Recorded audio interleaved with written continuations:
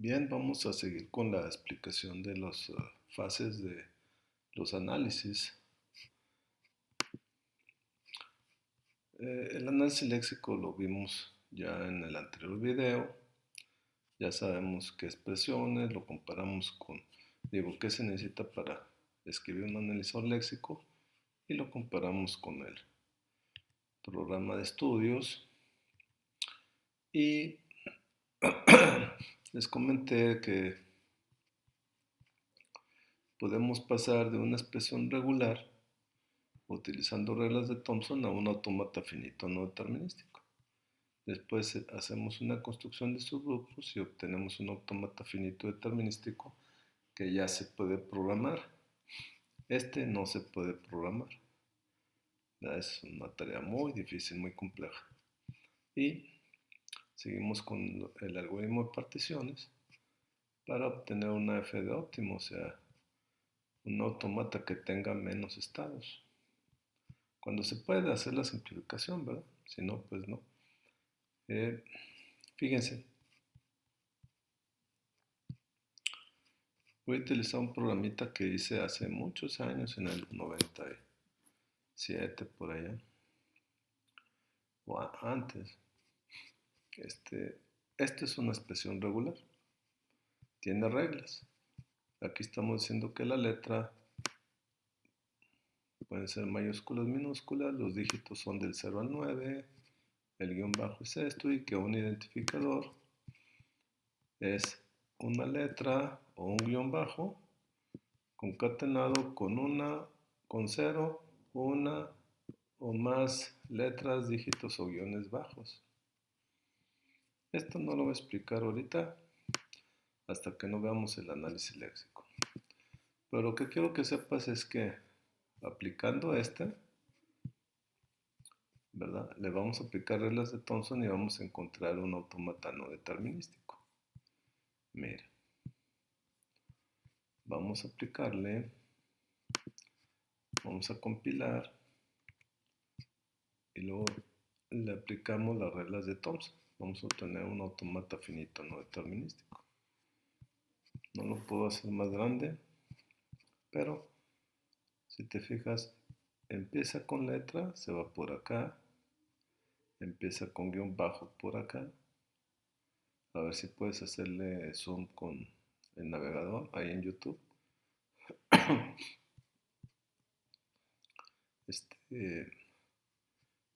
Si ya no hay más, te vas para aquí con empty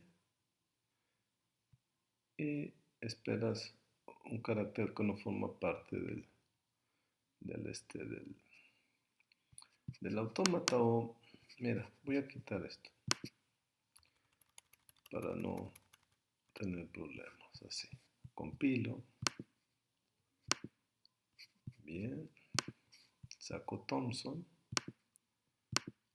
ahora sí. Entonces,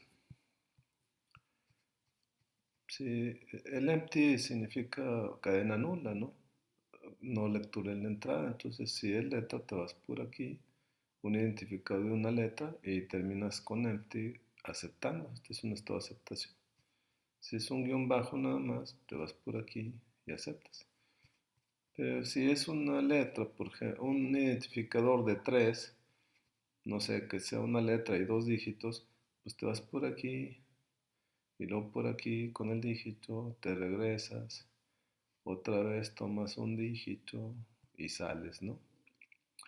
Es el automata de Thomson, pero como hay muchas lecturas empty, es muy difícil programarlo porque no está determinado. Entonces hay que usar el algoritmo de construcción de subgrupos y obtienes un autómata finito determinístico. Si te fijas, aquí ya no hay empties.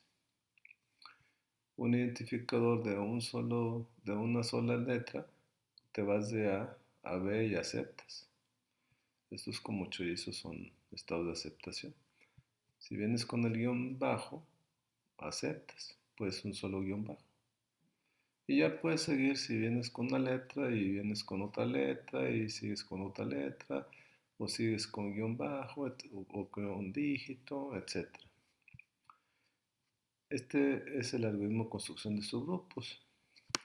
Aquí se muestra todos los pasos que hicimos. Este es un algoritmo de construcción de subgrupos y pues este es el autómata que se obtiene aplicando, ¿te acuerdas? Aplicando el algoritmo de particiones para obtener un óptimo. Fíjate, el anterior AFD tenía 2, 3, 4, 5, 6 estados. El óptimo tiene 2. Aplicamos el algoritmo de particiones, que es este. Muy sencillo de aplicar, ¿verdad? Bien, entonces, lo que te quiero decir es que entonces, en la unidad 3, vamos a ver precisamente que es un autómata finito determinístico y los no determinísticos. Vamos a conocer las reglas de Thompson y las vamos a aplicar para obtener un autómata finito no determinístico a partir de una expresión regular. Y luego después vamos a conocer el algoritmo de construcción de subgrupos para obtener el determinístico que ya podemos programar y al último el de particiones. Este más o menos es el curso. Ya que sepamos todo esto, la 2 y la 3, nos podemos pasar a 5, a hacer un analizador léxico. ¿Sale? Muy bien.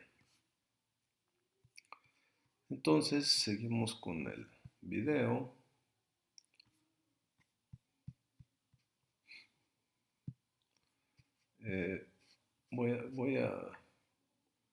Voy a cerrar esto. Déjenme lo cierro de una vez. ¿Salvas cambios? No. ¿Dónde estaba? ¿Dónde estaba? Ah, en el PowerPoint. Aquí.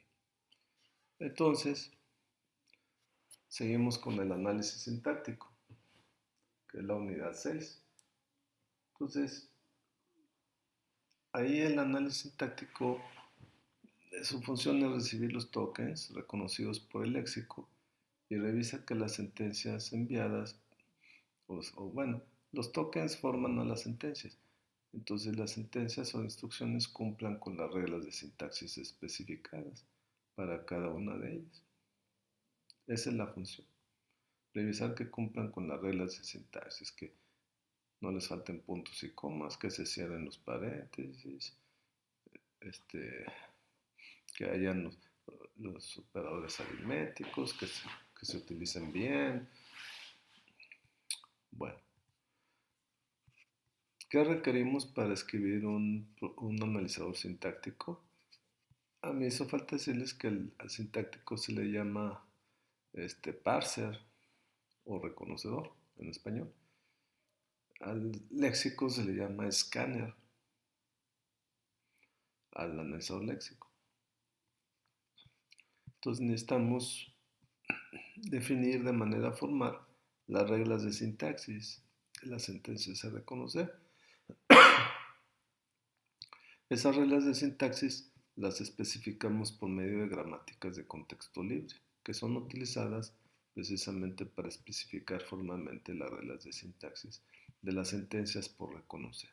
Y entonces las gramáticas de contexto libre, muchachos, pues las vamos a ver precisamente aquí, en la unidad 4.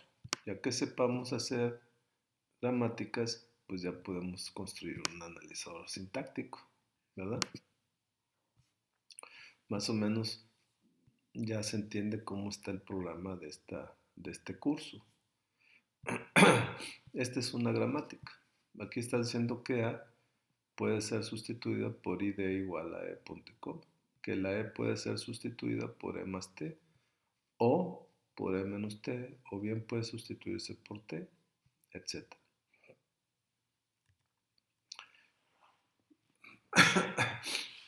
¿Cómo podemos visualizar el proceso de reconocimiento de una sentencia? Usando derivaciones a la izquierda o bien usando derivaciones a la derecha. Y también podemos usar árboles de reconocimiento para eso. Acuérdate, ¿verdad? Que la derivación a la izquierda y la derivación a la derecha y el árbol de reconocimiento se utilizan para visualizar el proceso de reconocimiento de una sentencia o de una instrucción. Por ejemplo, aquí la gramática de contexto libre es esta. Si nosotros tenemos en la entrada int calypso igual a new int 10, punto y coma, el analizador léxico, ¿verdad? Realmente en lugar de, de enviar este identificador calypso, envía el token ID. En los demás pone los lexemas. Aquí en lugar de mandar el 10, manda el token null. ¿Sí? Entonces, la D a fuerza la sustituye, no a fuerza, sino que la sustituyes por esta parte, porque este es el que trae el new. ¿Sí? Aquí está. Y luego la T la sustituyes por int para obtener esto. Esta T es una a la vez, no se sustituye todo. Es esta T, se sustituye por int y si te fijas todo queda igual. Después la I la sustituyes por ID para obtener este calypso. Aquí está. Ya va tomando forma. Después la T la sustituyes por int, esta T, por este int. Si te fijas ya se está apareciendo. Y por último la K la sustituyes por num, esta K, por num y ya tienes este 10. Entonces esta es una derivación a la izquierda. Entonces tú puedes o tú puedes hacer un reconocedor descendente cuando haces una derivación a la izquierda. Se les llama parser top-down. Empiezan desde el tope, desde una D, hasta llegar a la sentencia final. Se les llama parser top-down en inglés o bien en español reconocedor descendente. Y luego viene la parte que si tú haces una derivación a la derecha, ¿qué significa? La derivación a la izquierda, tú siempre sustituyes la variable sintáctica de más a la izquierda. Por ejemplo, aquí sustituiste primero esta t. Pudiste haber sustituido a la i, a esta t o a esta k, pero siempre se sustituye a la que está más a la izquierda. Por ejemplo, aquí sustituiste a la i, no sustituiste a la t ni a la k. Siempre al que está más a la izquierda. Por ejemplo, aquí en lugar de t y k sustituyes a t. Esa es una derivación a la izquierda. Una derivación a la derecha te va a llevar al mismo resultado, pero en lugar de que sustituyas primero a la t, vas a sustituir a la que está más a la derecha, que es la k. La k la sustituyes por el número, esta t la sustituyes por este int, por int, y luego esta i por este id. Si te fijas siempre al que está más a la derecha y al final esta t por ti y llegas al mismo resultado, nada más que este tipo de derivaciones son utilizadas por los reconocedores ascendentes o parser bottom-up. Entonces, acuérdate, puedes, construir dos tipos de reconocedores. Hay más, pero yo me dedico a estos dos nada más. Puedes hacer un reconocedor ascendente o bien puedes hacer un reconocedor descendente. ¿Cuáles son las características? Pues acuérdate que el ascendente utiliza una derivación a la derecha y el descendente utiliza una derivación a la izquierda. ¿Qué te parece? Este es un árbol de reconocimiento de, de la sentencia anterior, del reconocimiento de la sentencia, pero no voy a entrar en detalles hasta la unidad 4. Muy bien, aquí es donde te pongo los tipos de analizadores sintácticos, descendente y ascendente.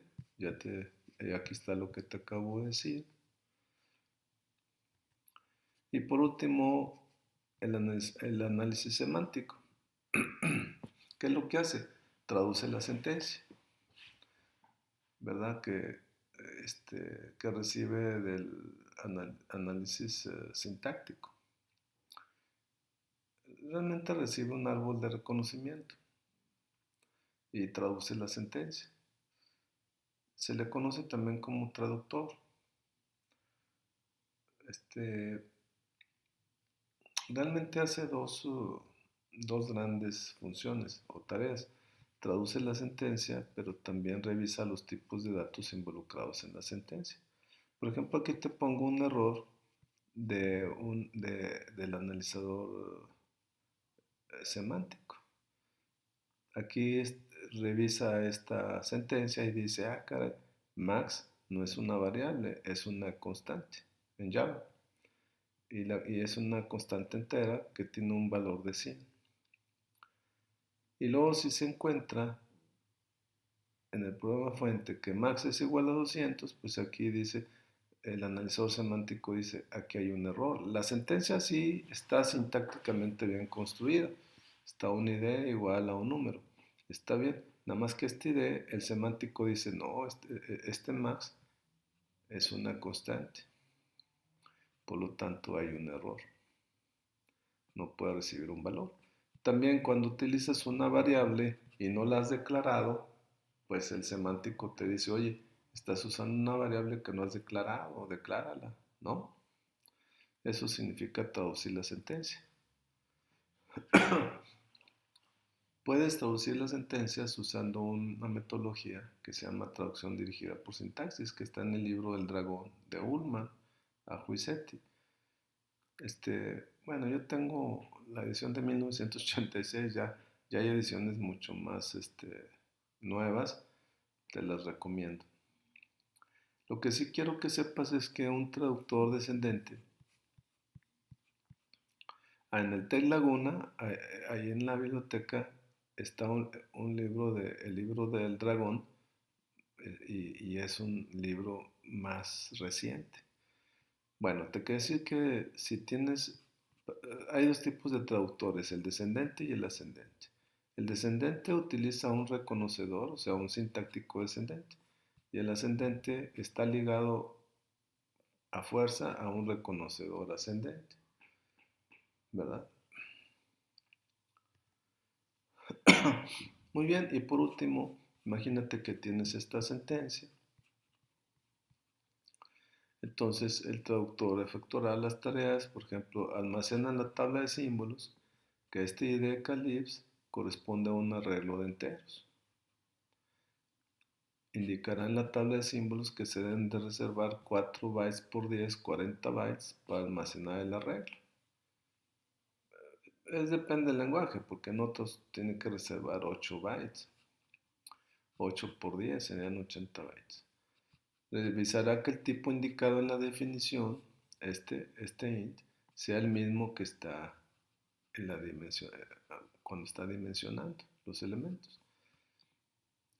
Si se usa un identificador en la dimensión del arreglo, revisará que sea una constante previamente definida, o en su caso una variable previamente leída, de tipo entero. ¿Sale? Todas estas cuestiones hace un analizador semántico. Esa es una de las cosas. Hay otras, ¿eh? Revisar los tipos de datos en las expresiones, o sea que no puedes revolver cadenas, sumar cadenas con floats o dividir una cadena entre un entero, etcétera. Todo eso no se puede hacer y eso lo revisa el semántico. Bueno, muchachos, pues espero les haya servido el video. Nos vemos y hasta pronto.